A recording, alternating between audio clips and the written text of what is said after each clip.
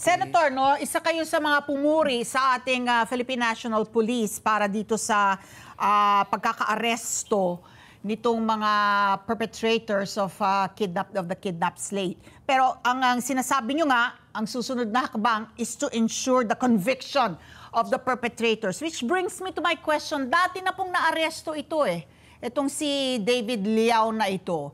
Tapos, nakulong na, and then later on, he was released dahil daw, yung natatakot yung pamilya ng biktima, no? Natakot, at hindi na siya, alam mo yon, they refuse to cooperate with sa prosecution para successfully ma-convict yung yung mga perpetrators.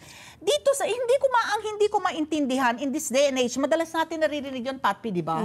Na minsan may rape victim, pag ayaw na magsampa ng kaso ng pamilya, hindi na itutuloy yung kaso.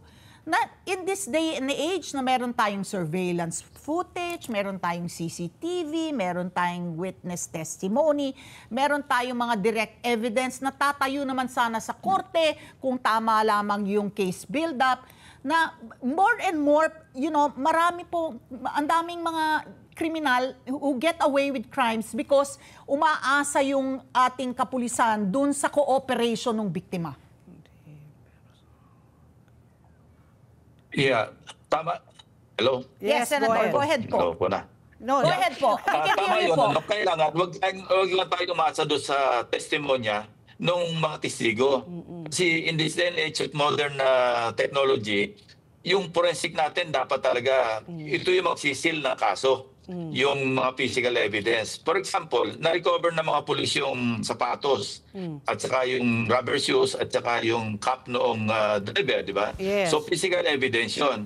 Ang hindi ko alam kung ang ginawa ng pulis, nag-conduct sila ng Soko, alam mo yun? Nag-conduct ng forensic, kumuha ng mga samples doon para lalo matibay ang, halimbawa, strands of hair. Meron daw DNA, no? Kung ganon, maganda yun. Hindi sila aasa masyado doon sa sasabihin lang ng mga testigo. Ang malaking role na magpe-play din dito yung Anti-Money Laundering Council. Kasi yung ransom payment na ginawa, series of transactions At saka dinaan sa e-wallet online, Ito yung parang pinasok sabihin na nating junket sa casino pagkatapos para ma-cover. Pero ang yung amended anti-money laundering law, nasama na sa covered institution yung mga casino, hindi na sila exempted. So pwede talagang pumasok na yung Anti-Money Laundering Council para malaman kung kaninong account pa pumasok yung mga series of transactions.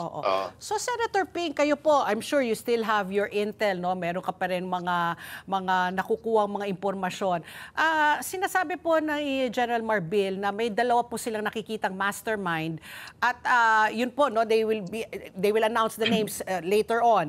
And then my other question is, may nakuhang mga litrato po tong si Danilo na kasama si Ginoong Danny Lau na kasama po mga VIPs, no? At mukhang nagiging yan yung niya doon siya nakakapaghanap ng potential na mabibiktima, na mamrospect. May mga litrato siya with Attorney Harry Roque, with Senator Amy, even with the victim. Is that something that we should be alarmed about, or because the Filipinos very hospitable, we don't know, hindi na natin alam po na meron na po palang in our midst, no? Meron na po tayong mga nakaka-interact na mga ganitong mga sindikato or mga masasamang tao. Yes, at saka ang puzzle sa akin, nag-surrender yan hindi naman yan estado sa bigat ng kaso, para mag-surrender, mukhang meron siyang parang oozing with the confidence na malulusutan niya yung kaso. Kasi nga, sabi niyo nga, di ba, na-dismiss yung kaso. And I heard that, sabi rin ng PNP, involved siya sa 5 other kidnap or ransom cases. Correct.